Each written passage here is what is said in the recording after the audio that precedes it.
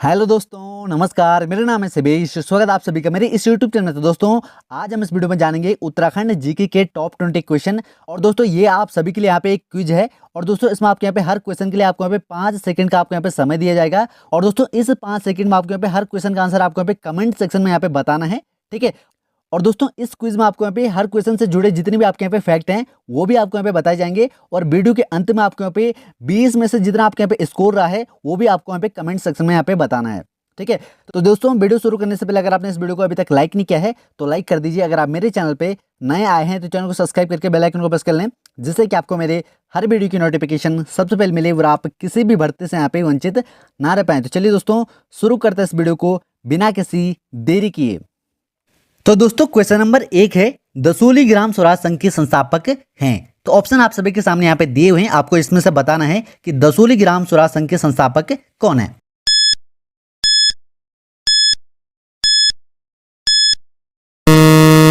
तो इस क्वेश्चन का जो आपका यहाँ पे राइट आंसर है दोस्तों, ऑप्शन नंबर ए हो जाएगा, चंडी प्रसाद भट्ट, ठीक है। तो दोस्तों, चंडी प्रसाद भट्ट जी का जो यहाँ पे जन्म है वो आपके यहाँ पे 23 जून 1934 को हुआ था गोपेश्वर चमोली में, ठीक है।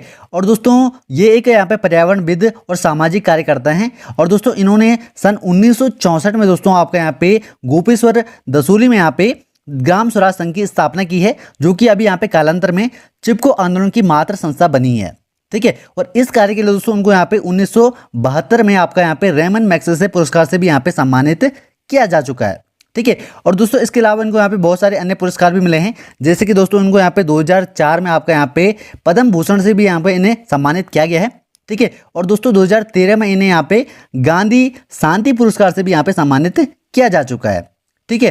तो दोस्तों, काफ़ी बड़े कैरेक्टर के हैं यहाँ पे चंडी प्रसाद भट्ट जी। और दोस्तों, यूके ट्रिपल और यूके पीएससी के एग्जाम में इनसे रिलेटेड यहाँ पे क्वेश्चन जरूर पूछे जाते हैं, ठीक है। तो चलिए दोस्तों, बढ़ते हैं यहाँ पे क्वेश्चन नंबर दूसरे की ओर। क्वेश्चन नंबर दूसरा है दोस्तों आपके यहाँ पे, गुलाबी कांठा बुग्याल किस जनपद में स्थित है। तो देखिए दोस्तों, ऑप्शन आप सभी के सामने यहाँ पे दिए हुए हैं, आपको इनमें से बताना है कि गुलाबी कांठा बुग्याल किस जनपद में है।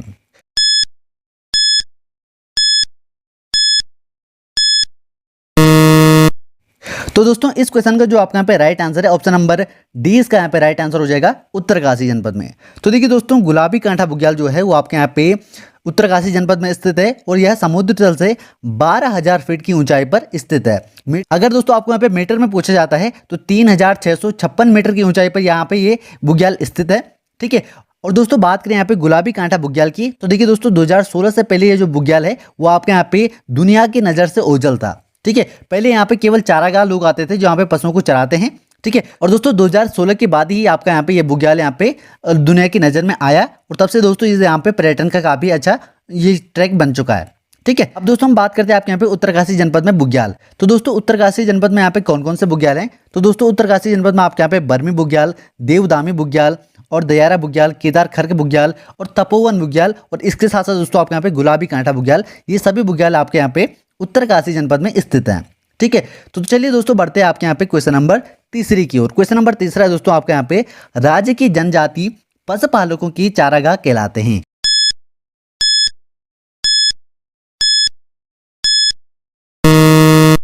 तो दोस्तों, जो आपके यहाँ पे राज्य की जनजाति पशुपालक हैं उनके जो आपके यहाँ पे चारागाह हैं वो आपके यहाँ पे कहलाते हैं बुग्याल, ठीक है। तो चलिए दोस्तों, बढ़ते हैं आपके यहाँ पे क्वेश्चन नंबर चौथे की ओर। क्वेश्चन नंबर चौथा है दोस्तों आपके यहाँ पे, किस स्थान पर शिव और पार्वती का विवाह हुआ था।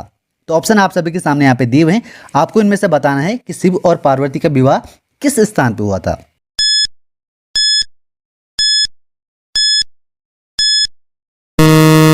तो इस क्वेश्चन का जो आपके यहाँ पे राइट आंसर है, ऑप्शन नंबर बी हो जाएगा, त्रियुगी नारायण, ठीक है। तो देखिए दोस्तों, त्रियुगी नारायण जो मंदिर है वो आपके यहाँ पे रुद्रप्रयाग जिले के त्रियुगी नारायण गांव में स्थित है, ठीक है। दोस्तों, ये जो मंदिर है आपके यहाँ पे भगवान विष्णु का मंदिर है, ठीक है। और दोस्तों, इस मंदिर में यहाँ पे ऐसा कहा जाता है कि भगवान भोलेनाथ और पार्वती का जो यहाँ पे विवाह है वो संवत आपके यहाँ पे 18,415 साल पूर्व इस मंदिर में त्रेता युग में हुआ था, ठीक है। तो दोस्तों, यहाँ पे किसी भी प्रकार से आपको यहाँ पे यूके ट्रिपल सी क्वेश्चन पूछ सकता है, तो दोस्तों आप यहाँ पे इन सभी फैक्ट को यहाँ पे जरूर नोट करें, ठीक है। चलिए दोस्तों, बढ़ते हैं यहाँ पे क्वेश्चन नंबर 5वें की ओर। क्वेश्चन नंबर 5वां है दोस्तों आपका यहाँ पे, निम्न में से किस जनजाति में बैठान विवाह प्रचलित है।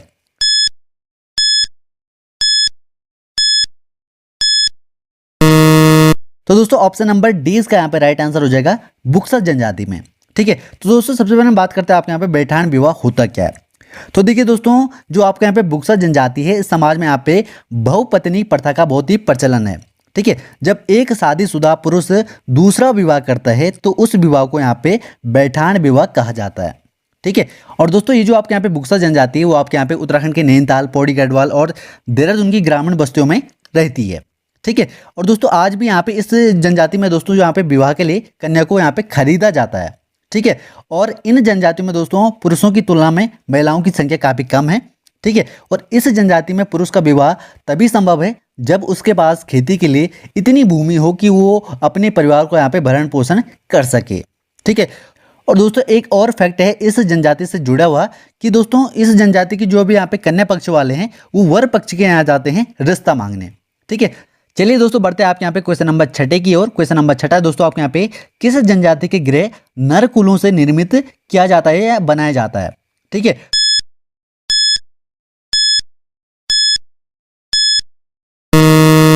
तो ऑप्शन नंबर ए इसका यहाँ पे राइट आंसर हो जाएगा। भोटिया जनजाति के जो यहाँ पे गृह हैं दोस्तों वो आपके यहाँ पे नर कुलों से निर्मित किए जाते हैं। ठीक है। चलिए दोस्तों बढ़ते हैं आपके यहाँ पे क्वेश्चन नंबर 7वें की ओर। क्वेश्चन नंबर 7वां दोस्तों आपके यहाँ पे दिखनौरी प्रथा किस जनजाति से प्रचलित है।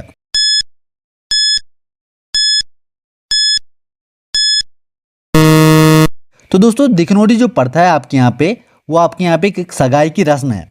ठीक है। सगाई की रस्म को यहाँ पे दिखनौरी प्रथा कहा जाता है।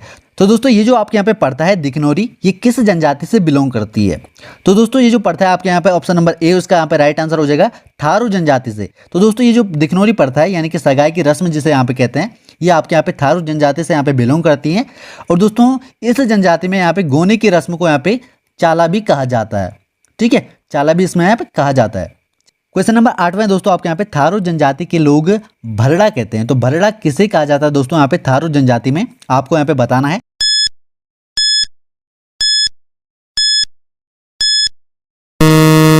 तो इस क्वेश्चन का जो आपका यहाँ पे राइट आंसर हो जाएगा दोस्तों ऑप्शन नंबर बी हो जाएगा। पुजारी को भरड़ा कहा जाता है थारू जनजाति में। ठीक है।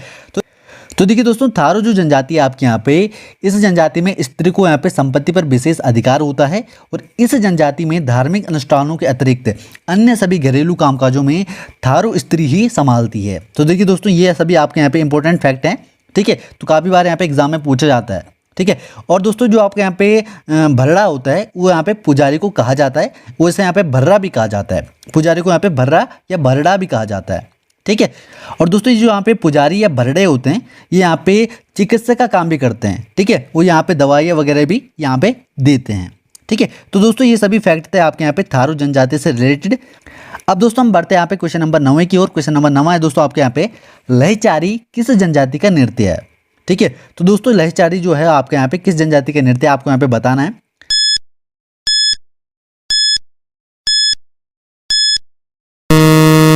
तो ऑप्शन नंबर 20 का यहाँ पे राइट आंसर हो जाएगा थारू जनजाति का।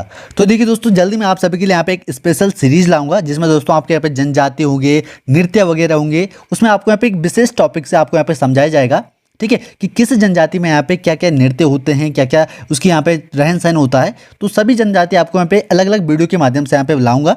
ठीक है। तो दोस्तों वो वीडियो भी आपके लिए यहाँ पे जल्दी लाई जाएगी। अब दोस्तों ये जो लहचारी नृत्य है वो आपके यहाँ पे क्या है।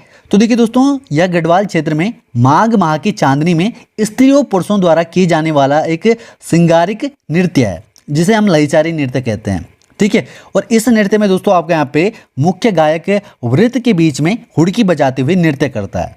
ठीक है। और कुमाऊं में इस नृत्य को यहाँ पे ओड़ा भी कहते हैं। ठीक है। तो आप यहाँ पे सभी यहाँ पे इंपॉर्टेंट फैक्ट को यहाँ पे नोट अवश्य करें। ठीक है। चलिए दोस्तों बढ़ते हैं आपके यहाँ पे क्वेश्चन नंबर 10वें की ओर। क्वेश्चन नंबर 10वां दोस्तों आपके यहाँ पे निम्न में से कौन सा कार्य सभी जनजातियों में प्रचलित है।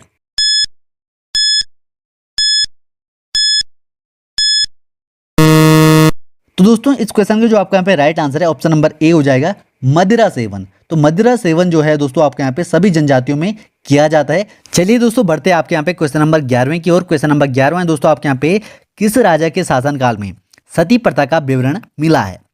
तो ऑप्शन आप सभी के सामने यहाँ पे दिए हुए हैं, आपको इसमें से बताना है कि किस राज्य के शासनकाल में यहाँ पे सती प्रथा का यहाँ पे विवरण मिलता है। ठीक है।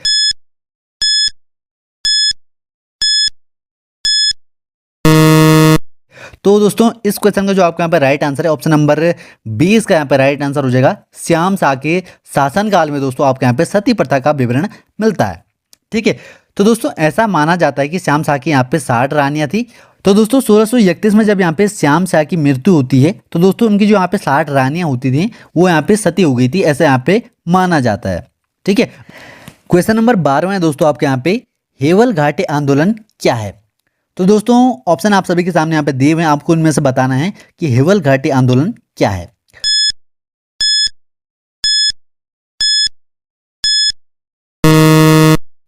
तो दोस्तों ये जो आपके यहाँ पे सभी ऑप्शन है ए बी सी, ये सभी आपके यहाँ पे गलत है। ऑप्शन नंबर डी इसका यहाँ पे राइट आंसर हो जाएगा, इनमें से कोई नहीं।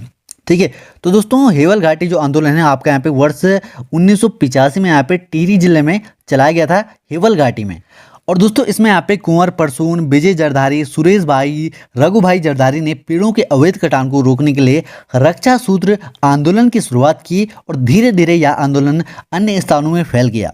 और दोस्तों उसके बाद यह आंदोलन आपका यहाँ पे हेवल घाटी आंदोलन के नाम से यहाँ पे विख्यात हुआ। तो दोस्तों हेवल घाटी जो आंदोलन है दोस्तों आपके यहाँ पे पेड़ों के अवैध कटान को रोकने के लिए यहाँ पे चलाया गया।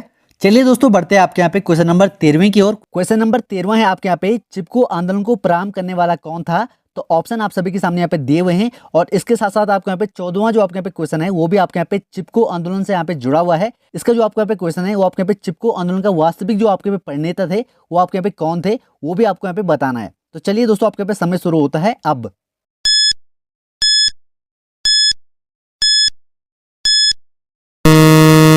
तो दोस्तों इन दोनों क्वेश्चन का आंसर आपके यहाँ पे एक ही है, आपको यहाँ पे अलग अलग तरीके से आपको यहाँ पे पूछा गया है।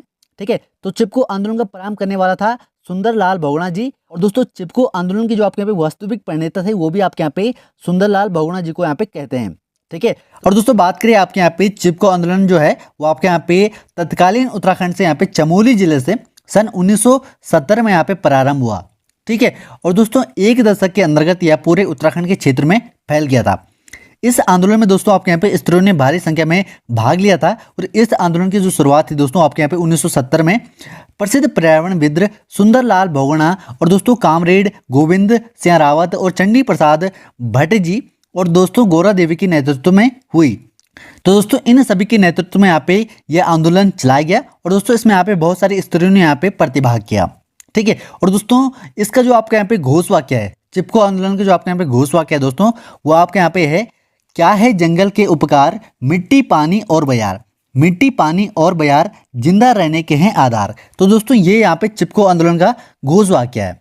ठीक है, तो दोस्तों आप यहाँ पे इन सभी पॉइंट को यहाँ पे अवश्य नोट करें। तो दोस्तों क्वेश्चन नंबर 15 आपके यहाँ पे वह मुख्यमंत्री जो 2 राज्य का मुख्यमंत्री का गौरव प्राप्त है। तो दोस्तों वह कौन सा मुख्यमंत्री है जिसको यहाँ पे 2 राज्य का मुख्यमंत्री बनने का गौरव प्राप्त है।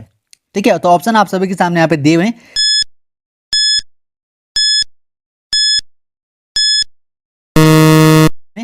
इसका जो आपका है राइट आंसर हो जाएगा दोस्तों ऑप्शन नंबर बी हो जाएगा, नारायण दत्त तिवारी। ठीक है, तो दोस्तों नारायण दत्त तिवारी के बारे में बात करें तो दोस्तों यह उत्तर प्रदेश के 3 बार मुख्यमंत्री रह चुके हैं, 1976 से लेके 1977 तक। ठीक है, और दोस्तों 1984 से लेके 1985 तक। ठीक है, और दोस्तों 1988 से लेके 1989 तक ये यहाँ पे उत्तर प्रदेश के यहाँ पे मुख्यमंत्री रह चुके हैं। और दोस्तों नारायण दत्त तिवारी जो हैं आपके यहाँ पे उत्तराखंड के मुख्यमंत्री भी रहे हैं और ये उत्तराखंड के यहाँ पे तीसरे मुख्यमंत्री रहे हैं। ठीक है, और दोस्तों ये जो उत्तराखंड के मुख्यमंत्री रहे हैं वो आपके यहाँ पे 2002 से लेके 2007 तक रहे हैं। ठीक है, और दोस्तों ये यहाँ पे 2007 से लेके 2009 तक आपके यहाँ पे आंध्र प्रदेश के राज्यपाल के रूप में भी रहे हैं। ठीक है, तो दोस्तों इस सभी आपके यहाँ पे नोट करने चाहिए ये सभी फैक्ट। तो चलिए दोस्तों बढ़ते हैं आपके यहाँ पे क्वेश्चन नंबर 16 की ओर। क्वेश्चन नंबर 16 है दोस्तों आपके यहाँ पे देव संस्कृति विद्यालय है।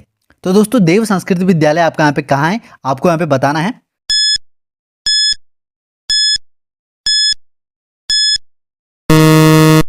तो दोस्तों इस क्वेश्चन का जो आपके यहाँ पे राइट आंसर हो जाएगा दोस्तों ऑप्शन नंबर बी हो जाएगा, हरिद्वार में। ठीक है, चलिए दोस्तों बढ़ते हैं आपके यहाँ पे क्वेश्चन नंबर 17 की ओर। क्वेश्चन नंबर 17 है दोस्तों आपका यहाँ पे हिमवीर संजीवनी योजना क्या है। तो दोस्तों ऑप्शन आप सभी के सामने यहाँ पे दिए हैं, आपको यहाँ पे बताना है कि हिमवीर संजीवनी योजना क्या है।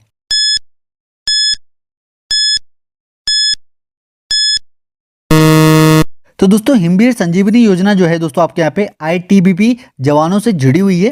ठीक है, तो आइए दोस्तों जान लेते हैं कि हिमवीर संजीवनी योजना क्या है। तो दोस्तों भारत तिब्बत सीमा पुलिस द्वारा यानी कि आईटीबीपी द्वारा यहाँ पे उत्तराखंड राज्य के सीमावर्ती क्षेत्रों में 47 ऐसे राज्य हैं जहां भूकंप, भूस्खलन और बादल फटने जैसे प्राकृतिक प्रकोपों का अधिकतम संभावना रहती है। ठीक है, और इन क्षेत्रों के लोगों के लिए यहाँ पे चिकित्सक सुविधाएं उपलब्ध कराने के लिए राज्य सरकार के सहयोग से हिमवीर संजीवनी योजना आईटीबीपी के जवानों द्वारा यहाँ पे प्रारंभ की गई है। ठीक है, तो चलिए दोस्तों बढ़ते हैं आपके यहाँ पे क्वेश्चन नंबर 18 की ओर। क्वेश्चन नंबर 18 दोस्तों आपके यहाँ पे निम्न में से किसका संबंध साहित्य से है?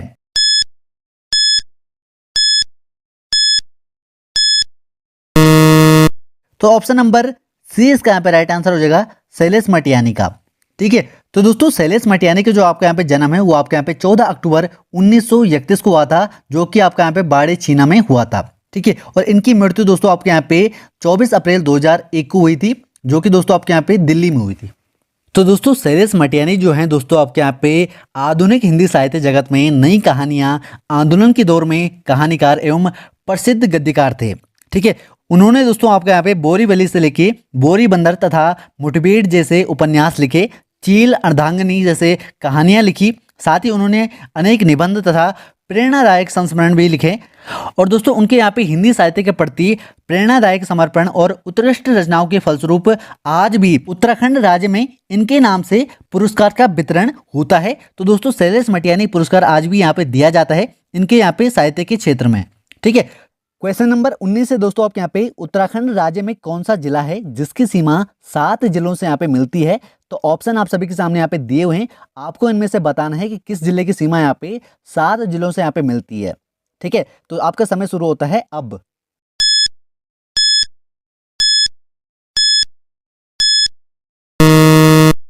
तो दोस्तों इस क्वेश्चन का जो आपके यहाँ पे राइट आंसर हो जाएगा ऑप्शन नंबर बी हो जाएगा, पौड़ी जिले की।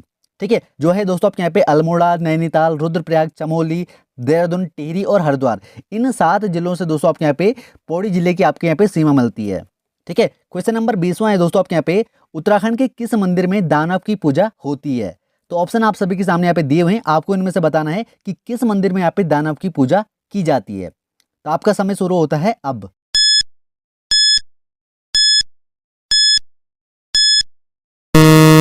तो दोस्तों इस क्वेश्चन का राइट आंसर हो जाएगा ऑप्शन नंबर बी, राहु मंदिर में। ठीक है, तो दोस्तों ये थे आज के आपके यहाँ पे ये 20 क्वेश्चन जो कि आपके मैंने इस वीडियो में बता दिए हैं। तो दोस्तों इनमें से आपके यहाँ पे क्या स्कोर रहा है इन 20 क्वेश्चन में से वो आपको यहाँ पे कमेंट सेक्शन में यहाँ पे बताना है। ठीक है, और दोस्तों अगर आपको यहाँ पे वीडियो अच्छी लगती है तो वीडियो को लाइक करें और इस वीडियो को अपने सभी दोस्तों के साथ अधिक से अधिक शेयर करें। अगर आप मेरे चैनल पे नए आए हैं तो चैनल को सब्सक्राइब करके बेल आइकन को प्रेस कर लें, जिससे कि आपको मेरे हर वीडियो की नोटिफिकेशन सबसे पहले मिले और आप किसी भी भर्ती से यहाँ पे वंचित ना रह पाए। तो चलिए दोस्तों फिर मिलते हैं आपको यहाँ पे अगली किसी नेक्स्ट वीडियो में, तब तक के लिए बाय, बेस्ट ऑफ लक, जय हिंद, वंदे मातरम।